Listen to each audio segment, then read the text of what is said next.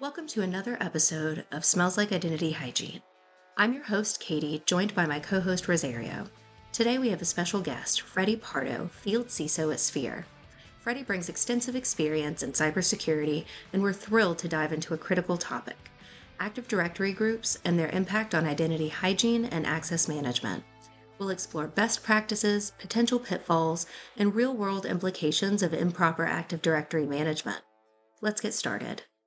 Fredy, can you start by explaining what Active Directory groups are and why they're crucial for an organization's identity hygiene and access management? Sure, Katie. Thank you for having me. First of all, Active Directory is a platform that provides directory services. Active Directory groups are used to organize and manageable units to enable resources for sharing security, sharing access management, and sharing access to the company resources. Active Directory groups happens to be leading identity hygiene programs, as those cannot be overstated.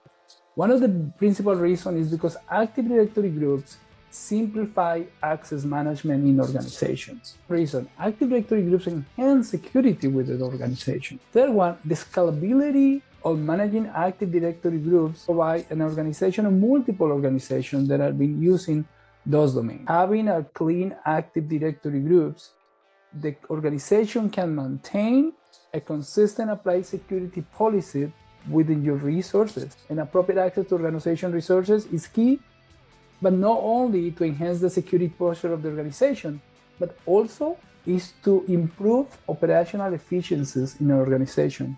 We tending to forget in security that efficiency and operations are really important for our IT friends. Fredy, again, thanks for joining us today. I think this is an interesting topic because Active Directory is something that almost every organization has, right? Mm-hmm.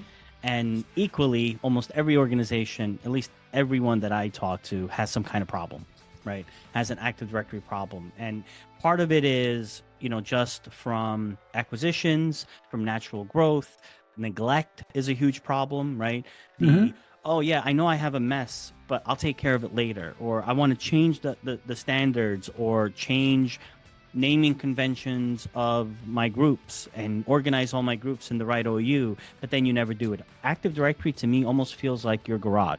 It's like, I got a mess over there and I gotta sit down one day and actually clean up my garage and get everything nice and neat and put all my tools in order, but you never get to it, right? Because something else always comes up. And you don't live in your garage, but your garage is very important. And it feels like that sometimes for a lot of customers, right? It's really hard to organize it. And I thought it was interesting that you said it's where people do sharing. We talk about Active Directory and talk about access, right? Groups are how you access things. But the reality is access is sharing.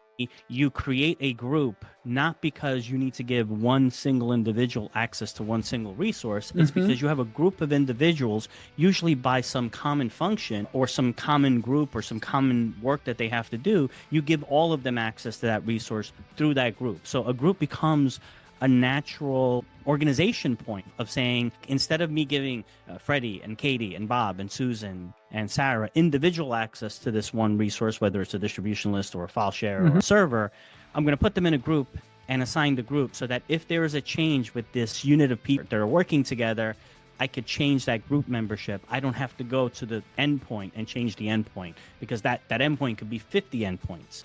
I thought it was an interesting way of thinking about it as less about access, but ultimately what that access gives you, and that access really gives you sharing capability, and that's the reason that you do it to begin with. That's correct. First part I like about this topic is Active Directory groups and Active Directory as an identity hygiene platform simplify the management of the permission, the administrator, access controls to something that you just mentioned: files, folders, software, group level. Application is the core of the fundamental of the identities of any organization. How do you describe nested groups in Active Directory, and how do they typically form within an organization's directory structure? This is a very interesting topic because in the last 5-7 years, I've been seeing in organizations that this is one of the biggest problems we have with Active Directory service, specifically with Active Directory groups, right? Nesting groups refer to the practice to placing one group inside of another group. It's like creating hierarchies or created like a layers of groups where one group can be member of another group. Those groups can have different members inside. Can be human members, can be service accounts members or non-human members. And that creates a lot of complexity, right? Back in the day when we started using heavily Active Directory services in organizations, across the globe, those nesting groups were created to mirror organization operational and organization processes, right? When a company has multiple departments and multiple teams within those departments, the Active Directory creates the same structure. That way, those units, those departments, have access to the right resources at the right moment. To simplify, every time a new members of those units or those teams have to be onboarding, that nesting structure facilitates that onboarding. Now, that's the positive point about having nesting structure. But there are challenges that are coming with that, right? There are two challenges that I really see all the time in organizations. The first challenge, group membership explosion, is a big thing. Too many nesting levels can lead to complexity, understanding, and managing the group memberships. Basically, you don't know who has access to what. The second one, and more crucial and potentially high risk that I have seen in organization, is when you have a nesting groups structure associated with your team, with your platform, with your application, whatever is out there, improper management, those groups can lead to something called circular membership. Basically, is when one group is associated with another group in a loop, causing conflict of errors in permission in assignments. When group A is part of the group B is part of the group A, and as I said, you have members of those groups, and those groups have conflict in permission in assignment. You want to assign group A into an asset B, indirectly you're giving group B access to all those assets. So that's one of the main challenge, membership explosion and circular nested membership as part of the formation of nested structure in any given organization. Yeah, Fredy, I agree. I think, when it comes to nested groups, going back to the idea of Active Directory, the idea of organizational units, of keeping everything organized, it made sense, right? If you have an IT organization, and that IT organization is made up of the DBA team and developers and all these other teams, it does make sense to say, you know what, I'm going to create one group that includes all of IT, and then I'm going to create another group called DBAs, and then I'm going to create a group inside there called West Coast DBAs versus East Coast DBAs. And that all makes sense, right? As an organizational unit to keep everything organized like that. And it does make sense when you're talking about things like distribution lists, where if I want to send all of IT, I send it to the IT distribution list. When I want to send it to an individual DBA group in the West Coast, I send it to that one. But if I add a new member to the West Coast DBA, I don't have to worry about adding them to all of the groups leading up to that big IT group. Makes sense, right? And that's one case where the power of nested groups makes sense and probably should exist. Where it doesn't make sense is where you have a group that's permissioned to an application or some other resource. There it doesn't make sense because that child group that's inside that group might be owned by someone who's different than the person that owns the application parent. If you own application A, I, as the owner of the group inside your group, can now decide who has access to your application. And that's absurd. I don't own your application. You own your application. Why should I have a say into, the fact that Katie should or should not have access to your application? But effectively, that's what ends up happening. And I think the power of nested groups in organizing things and giving people shortcuts, really, right, also can introduce these challenges. With great power comes great responsibility. With great power of dealing with nested groups comes the responsibility of dealing with them the right way, responsibly, understanding what you're doing. And you could look at what you were talking about, circular nesting, as that irresponsibly managing Active Directory. That only happens when you're not properly managing Active Directory, because if you were, how could that possibly happen? How could the IT, that master IT group, ever be in the DBA East Coast group? Because that's what circular nesting would be, right? Somehow that IT group got into that East Coast DBA group, which is in the DBA group, which is in the IT group. Well, if you're not properly managing Active Directory, that's where circular nesting comes in. So circular nesting, in and of itself, it is a problem, right? But it's also an indication of probably a wider process problem that you have. The fact that that was allowed to exist, that was allowed to actually happen, means you probably, along with a mess that you have in Active Directory, you probably have a lot of broken processes that would allow something like that from actually happening. Active Directory groups are how you grant permissions. That's how you do that sharing that we were talking about. If you have broken processes and the wrong person gets added to the wrong group, that's where you create all sorts of crazy security issues and introduce risk in the environment. And that's why it's so important.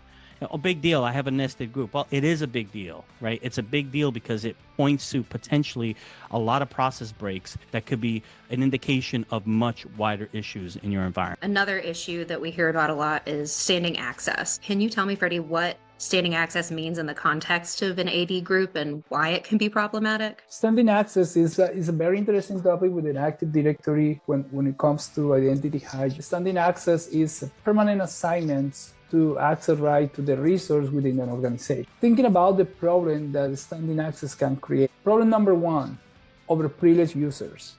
Let me give you an example about what I think overprivileged user can cause with standing access, right? Over time, many of the employees within many organizations, they change roles, they change positions, or career paths are not vertical anymore. We're moving side to side and we can start escalating in that path, right? So that process accumulates access right to a data or data points that no longer are relevant for our current position. If I go back in my previous organization, I start doing digital transformation, then and risk management and data lakes, and I end in doing security. And I can assure you that I still maintain for many years, access to applications that are no longer needed, but I was using it because I was part of the digital transformation team, right? So that's one of the biggest examples. Overprivileged users is one of the biggest problems with standing access. Second one, of course, security risk, super important. Standing access increasing the risk insider threats of data breaches. When you start retaining those accesses to sensitive or critical systems, you can misuse your privilege, right? If you're thinking about that nobody removed those privileges that you have, the security risk increases drastically as part of the organization security exposure. The third one, comply. Many organizations, if it's not 100% organization in the world, have to have any kind of frameworks to require a strict control over who has access to what and why and all the time, including data, including application, servers, you name it. The last part of that issue with the standing access is how difficult we make, and that's more like for information security professionals, for CISOs, privileged access managers, for identity and access management, how difficult we are making internal auditors or external auditors' life. When they come to us and audit to who has access becomes challenging for standing access. It can be hard to track where they couldn't have access and that access is justified, or their role might change over time that was originally granted. So when it comes to internal auditors, external auditors, that's so difficult for them and for us to explain why these people, why Rosie still have the access, why Katie has still the access.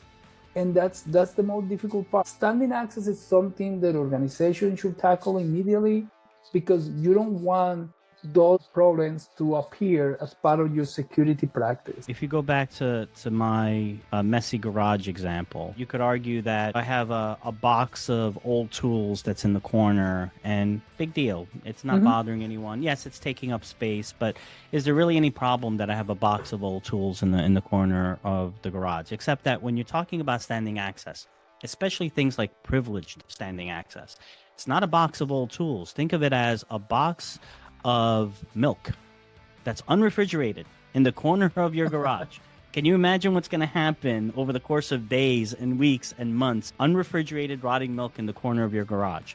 You're going to get bugs. You're going to get things that should not be in your garage coming into your garage to get to that milk. It's going to stink. That's the kind of urgency that I think people are lacking when it comes to doing some kind of cleanup around the standing access and AD in general, right? They think of it as it's just a box of tools in the corner. Yes, it's taking up space, it's annoying, it's kind of in the way, but it's no big deal. It's just a box of tools. No. It's rotting milk in the corner. You have to deal with it with a sense of urgency, because if you don't, you will get undesired results, like the smell, like the rot, like the bugs, the rodents, and all the bad things that come with, having unrefrigerated rotted milk in the corner of your garage. Sorry for the visual on that. I'm still visualizing that. Oh God, I can smell it. Other than the bugs and the intruders that come in, what are some of the real life consequences of the standing access, the undermanaged groups, these nested groups? What does this mean for an organization? Risk number one is security vulnerabilities. We all in information security and the practice of security, we have to be aware of that. When we're talking about Active Directory groups that are not properly managed, that can lead to an excessive permission to increase risk and unauthorized access. Imagine that you have an employee, right, who has changed departments and retained access to inappropriate data from their previous role. This oversight can cause an unintentional data leaks or malicious exploitation of the employee's credential if the credentials get compromised. That example is very unique because you happen to have the different role, you happen to have your legacy access.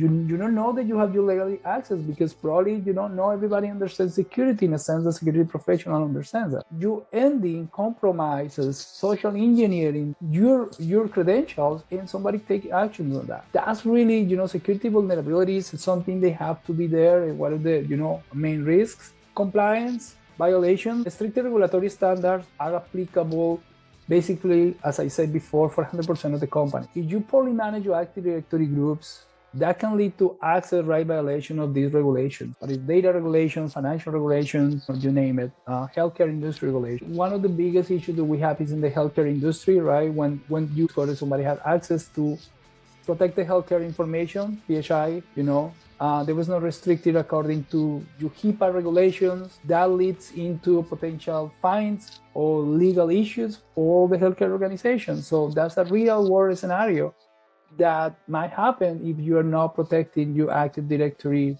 platform and the groups accordingly. The third part of this is something that we've seen a lot, but majority of ransom attack happen this way, privilege escalations, right? When we're talking about undermanaged Active Directory groups, how low-level employees or users can gain higher privilege through something that we just discussed, nesting groups. Nesting groups is a motherland for problems, as Rosie was pointed out earlier, right? You can heritage those permissions if those permissions are not often reviewed. You need to review that access. It has to be part of your daily and yearly and semi-annual process to clean up those access. In the development side, we had that issue many times when we have a low-level engineer, a low-level technician granting administrative access, privileged access, because he happens to be in a group that is nesting with another group that have, elevated permissions. Technically, probably can make changes to the system intentionally or accidentally. And what happened with those changes is leading to system vulnerability or, more important, data corruption. And that's where you as an organization get in trouble, right?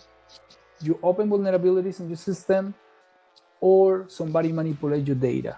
And if you don't have a data traceability, a data triage, you don't know in one moment in time that data was changed because the abuse or misuse of that access. So fundamentally, these three areas where definitely undermanaged Active Directory might be heavily affected. Yeah, and you might hear about this service account was breached, right? And because this service account had access to X, whether X be a database, a server, an application, whatever it is, that application was breached and the organization was compromised. Malware was introduced, ransomware was introduced, right? Whatever the vulnerability is.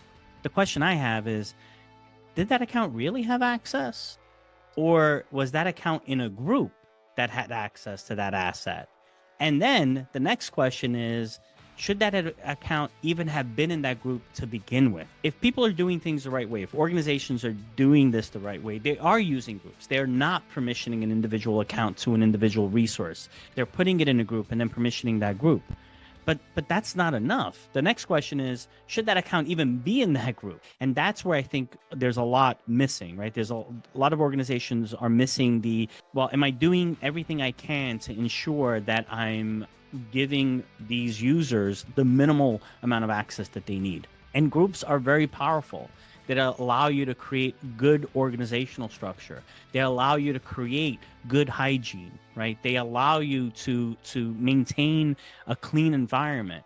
You have to manage these groups properly. And if you don't, this is when breaches happen. Breaches happen. Sometimes they're unavoidable.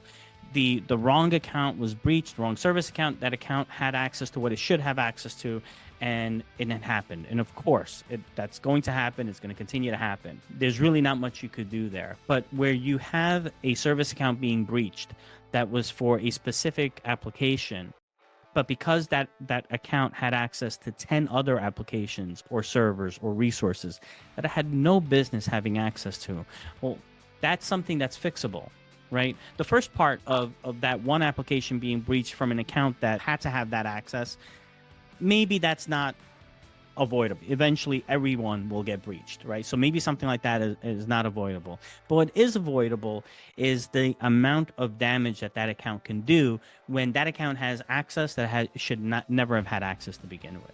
So doing this cleanup, doing the analysis, the discovery, right? Knowing that this situation exists. I can't tell you how many times at Sphere we've done proof of values with customers or proof of concept deployments, and within minutes of us scanning Active Directory alone, they look at the results and like, wait, that doesn't make sense. In fact, one of the things I love to do when I'm working with a customer is I will fire up Sphere board and I'll show them something that to me looks maybe slightly bad, but I wouldn't know. And I show them a list of accounts and I say, talk to me. Does this make sense to you? And so many times I can't tell, it literally happened yesterday. A customer said, wait, that doesn't make sense. That account should not be there. I was like, okay, well, you should probably investigate. And that's the kind of thing that you should be doing on an ongoing basis, looking and saying, does this make sense, right? Should the account that has access to some application that's used for marketing to release press releases, that account have access to some critical customer data for another application that's used by the finance team or the equities team or the manufacturing team?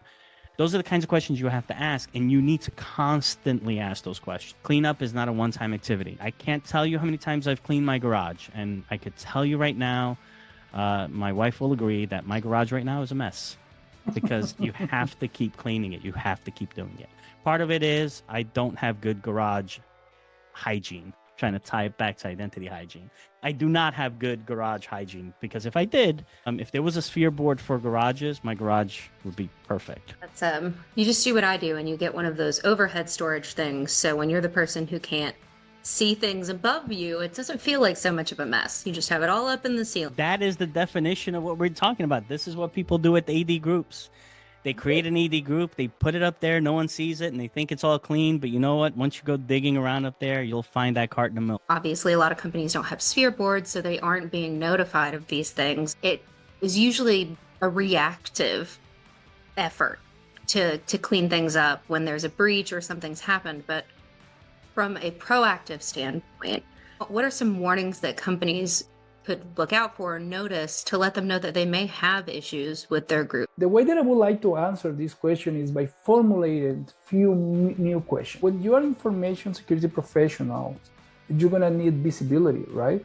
So you need to understand where are you in terms of security. By formulating the following questions, I want to make sure that people who are listening to this podcast understand they have an answer. If they don't have an answer, think about it and see where they are.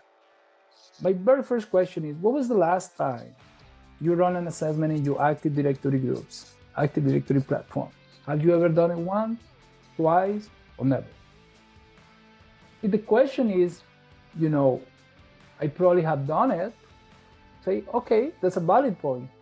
Now, the following questions, if you ever done it, is do you have control of how many security groups you have out there? Do you have control of how many distribution groups you have out there? Do you have control of how many orphan groups? Rosie make a valid point about the importance of ownership. You have to have association of the asset with the owner. That's the principle number one for security, to understand who gonna get access to that asset.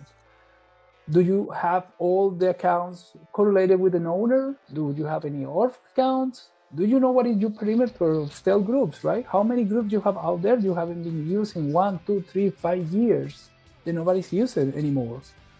How many of those groups are empty, for instance? How many Active Directory groups you have out there, probably with special permissions that nobody has access to, is an empty. You have users, you don't have human accounts, you don't have service accounts. And how deep your nesting structure goes to, right? Is 10 level deep, 50 level deep, 100 level deep?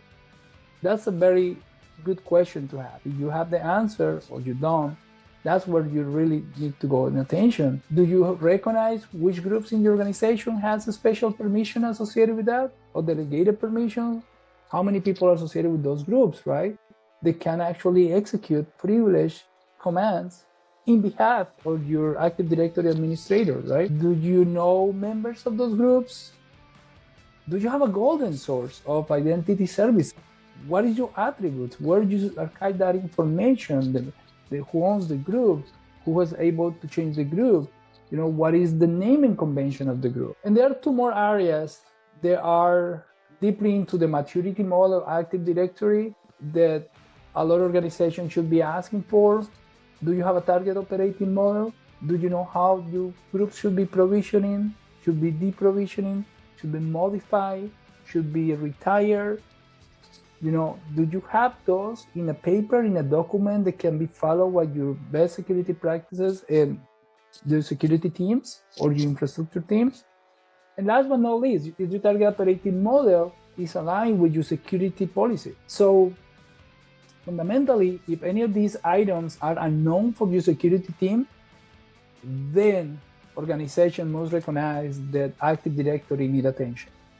That's where we really need to pay attention. If you cannot answer those questions, and if you have lack of information, specifically your security team, most definitely you're going to need to pay attention to your Active Directory anyhow. As Fredy said, just to reiterate, if any of those answers are no, then clearly you have, and it doesn't have to be all of them, right? Just one of those answers being no is something that you should take seriously, because again, Active Directory is just so critical in the sharing and access. And if the answer is no to any of those questions, then you really need something that can give you that visibility as soon as possible. And not just the visibility, but also that mechanism to actually resolve it. Understanding ownership, doing those regular access reviews, constantly monitoring and going back and having people certify who should or shouldn't have access is critical. That's how you do that hygiene. And when you don't do that and you let things linger, it's what happens to my garage. This is what ends up happening. And I think, don't make your Active Directory the same as my garage, because you'll end up having a mess. I don't have any rotting milk though, so at least I have that. Reminder to sneak a little bit of rotting milk into Rosie's garage next time we're in the area. So this is the number one thing, just be aware that nesting groups, nesting structure increase complexity. That's number one. Every time an organization think about creating this nesting structure, which is permitted by Microsoft and Active Directory as a platform, be aware that create those permissions, create very, very complex structure across other organizations. This complexity usually leads to difficulty of tracking who's using what access, what specific resources, making hard, and that's 100% accurate to all my colleagues in security.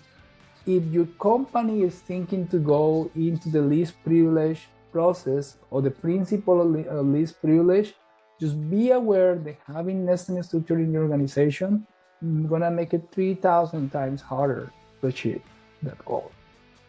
The second part is, when we accumulate so many privileged permissions, right? Again, go back to the practice of standing access. Accumulating those access rights for necessary or overtime, especially when they are moved between roles and responsibility within the organization. One of the biggest issues I have seen in organization that I, seen first eye is the slow responses on changes. Just when you have a big amount of standing access in your organization, responses of changes is not only to how you provision or deprovisioning of those accesses, So thinking about modifications, right? When you have to modify somebody's access, when you start identify segregation of functions or segregation of duties issues, and then you ending with something that everybody is scared of and everybody gets punched on that, which is toxic combinations, right? So again, expanding access, accumulation of privilege can lead you into, those issues.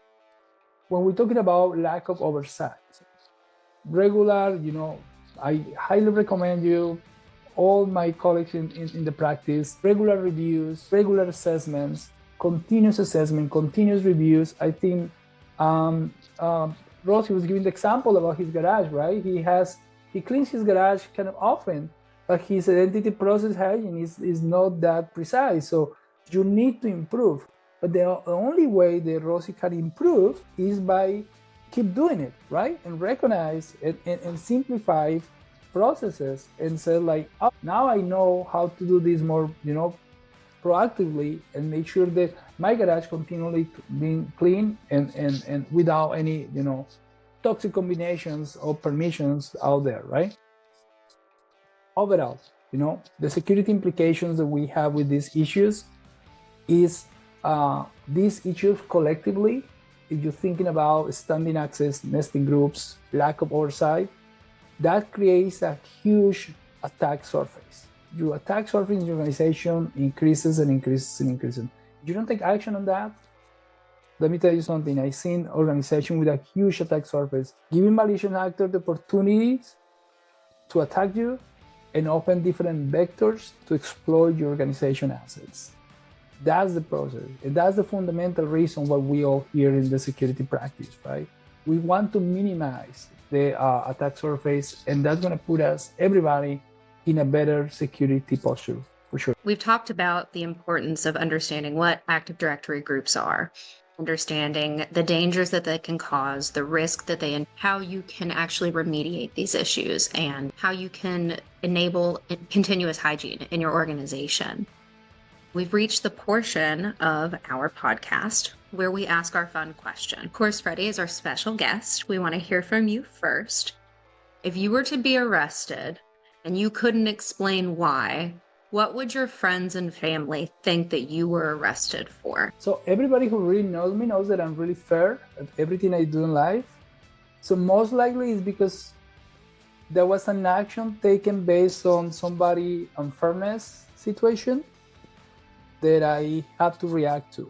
I've been recognized in my family. I'm the youngest in my family, so I've been recognized as the person that really want to make the world fair and try to react heavily when I see unfairness. So most likely that, say, oh, what is it that he did now? And, try to support something, an action. That is so virtuous and sweet and completely the opposite type of answer that I'm going to give. So I'm so sorry in advance for the type of... Well, let's go to you next then, Katie. What's your answer?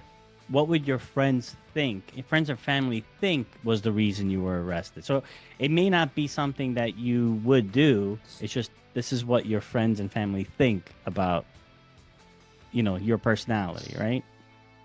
Yeah, they would be right though, in this case, I feel. So definitely arrested for fighting probably an adult male at a bar at some place because he spoke to someone wrong. Your justice factor comes in and it's usually like a peaceful interjection. Mine is more one of violence, I would assume. I'm not just gonna hit somebody for no reason, but I also have just a very low tolerance for people who feel that they're entitled to something or feel that other people are less entitled to the same treatment. I think mine would be somewhat food related. What do they have to do to your food? Not do something to my food, but make outrageous comments about, certain food being good or bad. I'm Italian, so I'm very passionate about food, right? I have Breaking strong spaghetti opinions. in front of you? I'm Italian and I grew up in New York City. So breaking spaghetti, forget it. Sin. That's a Right? classy one. Drink a cappuccino after dinner, you don't do that. Cappuccino's breakfast food. But you see what I see? I'm already getting heated. I'm already getting passionate. Oh, you said Get 'em all break worked spaghetti. My answer isn't as virtuous, but still pretty important. Food's important. That wraps up today's episode of Smells Like Identity Hygiene. A huge thank you to Fredy Pardo for sharing his expertise on Active Directory and identity hygiene. Remember, maintaining a clean and secure Active Directory environment is crucial for protecting your organization's assets and minimizing security risks. If you enjoyed today's episode, please be sure to subscribe and leave us a comment. For more insights and updates, follow us on social media or visit us at www.sphereco.com. Stay secure, everyone.